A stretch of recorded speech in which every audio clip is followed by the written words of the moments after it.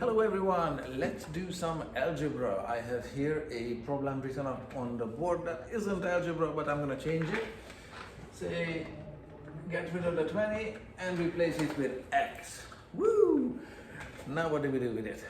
Very straightforward. In this video I'm going to explain. So to do algebra, you have to know the basics such as order of operations. Hello, there's a bracket, parentheses, depending on where you're from. What do we do with brackets and when do they get done? So order of operations, and you have to know fraction operations as in arithmetic. So you have to realize at the outset that this is a fraction subtraction problem, just maybe visually disguised a little bit, faintly. So let's solve it, not solve it for x, but I'm just going to solve it and treat it as a fraction subtraction problem. So between two numbers. So first things first, why did I say two numbers when there are a whole number of fraction and another fraction looking thing on the board? It's because 12 plus 3/4 can be rewritten as a mixed number 12 and 3/4. Written like so. So this addition symbol is completely unnecessary or can be eliminated. 12 and 3/4 is a wonderful mixed number, and from it another fraction can be subtracted, but in order to do that it needs to be an improper fraction. So converting mixed number to improper fraction, it's the same, it doesn't change its value. You multiply 12 with the 4 and you add the 3 to it to get an improper fraction denominator. So 12 times 4 is 48 plus the 3 is 51, and the denominator stays unchanged. So the mixed number 12 and 3/4 is the same as 51 over 4. So that's fraction number 1, and I'm going to write it here, 51 over 4. So all this here in that inside that curly bracket there, everything collapsed into 51 over 4. Next thing to do is copy over that subtraction sign, and then we have that. We'll deal with its numerator in a sec, but draw the fraction bar and write down the numerator. So far so good.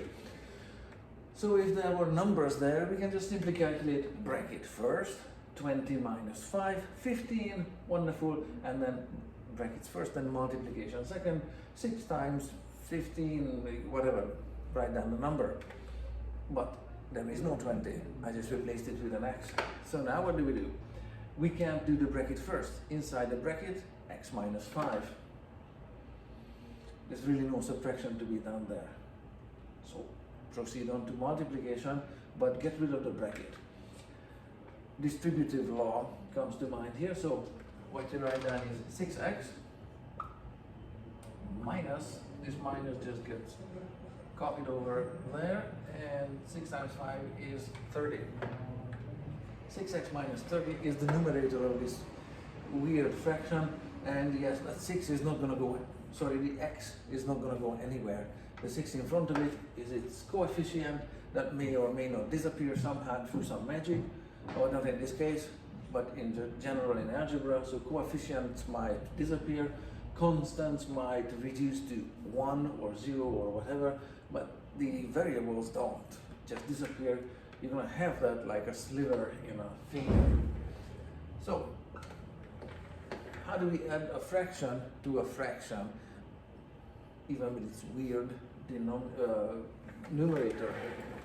You draw one long fraction bar, and fractions can be added when they have the same denominator, which is the case. So 51 gets copied over from that problem there. This subtraction symbol gets copied over there unchanged.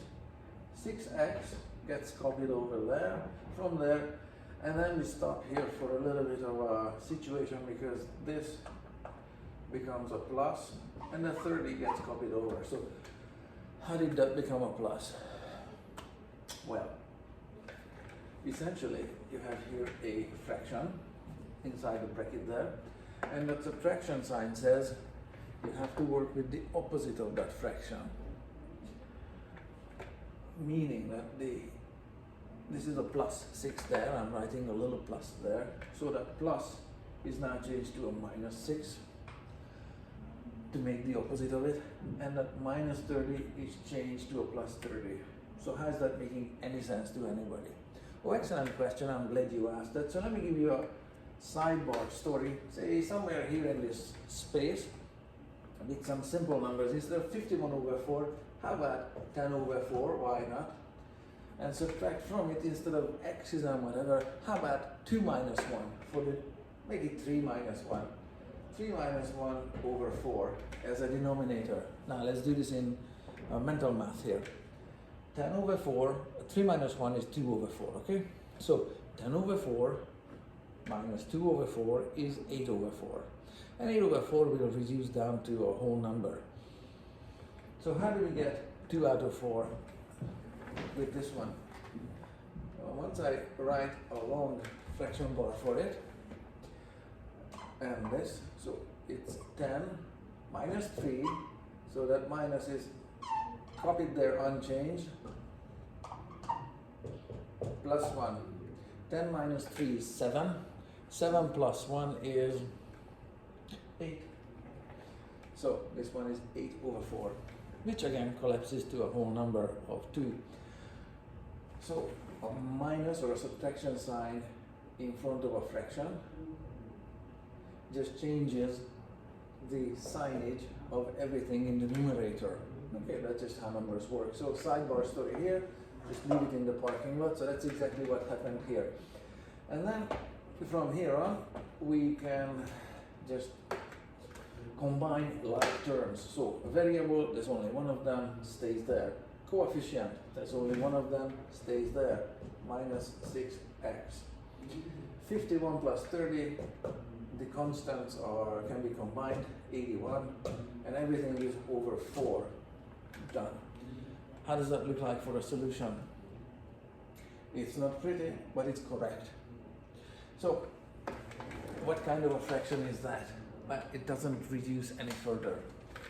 The 6 and the 4 are even numbers, but 81 is an odd number, so it just doesn't divide by 2. This is it. We're stuck with it, or you're stuck with it, or that is it.